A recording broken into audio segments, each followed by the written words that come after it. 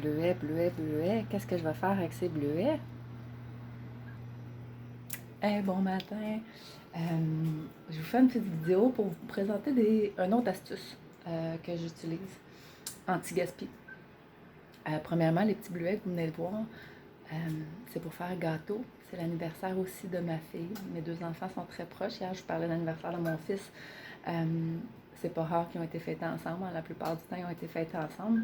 Mais pour moi, ça a toujours été important de leur faire chacun leur gâteau. Donc, Zach et son traditionnel Reine Elisabeth.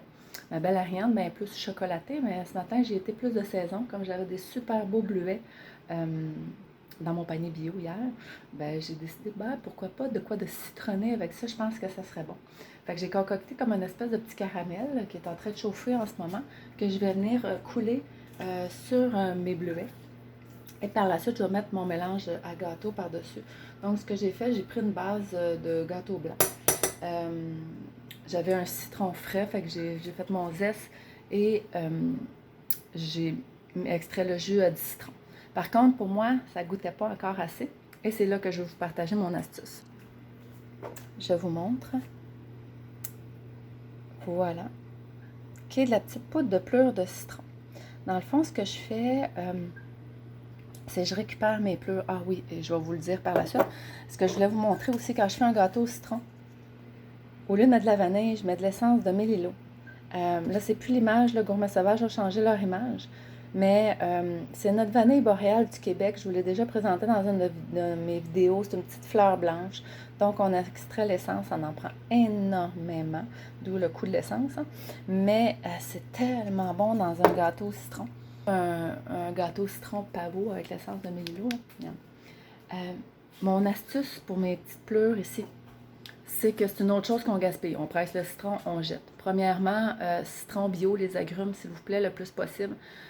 Surtout celles qui se font de l'eau citronnée, là, puis qui mettent les pleurs dedans. Il y a tellement, si vous saviez, de pesticides sur les agrumes.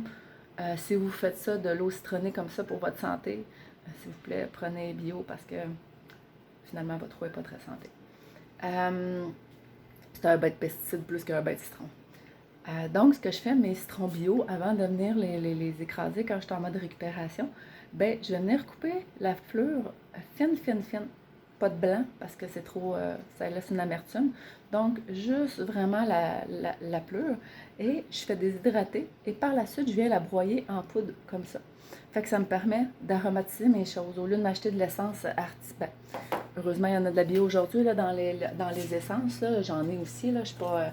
mais ça me coûte rien de récupérer mes pleurs d'agrumes comme ça. Je récupère aussi mes pleurs d'orange. Souvent, quand je fais... j'aime beaucoup quand je me fais infuser du chaga. J'aime beaucoup lui donner des petits goûts.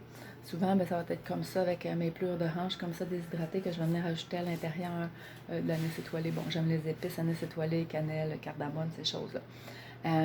Mais c'est une récupération, encore une fois, de mes agrumes biologiques au lieu de l'acheter. Donc, une petite astuce, je vous le montre, voilà. Je l'ai mis sur le mélange parce que malgré que j'avais mis un citron, un peu de zeste de citron, je trouvais que ça manquait de goût au niveau du citron. Je venais rajouter un tout petit peu, d'où m'est venue l'idée de vous le partager. Donc, ben voilà, la suite des gâteaux un petit peu plus tard pour le résultat final. Ça va être?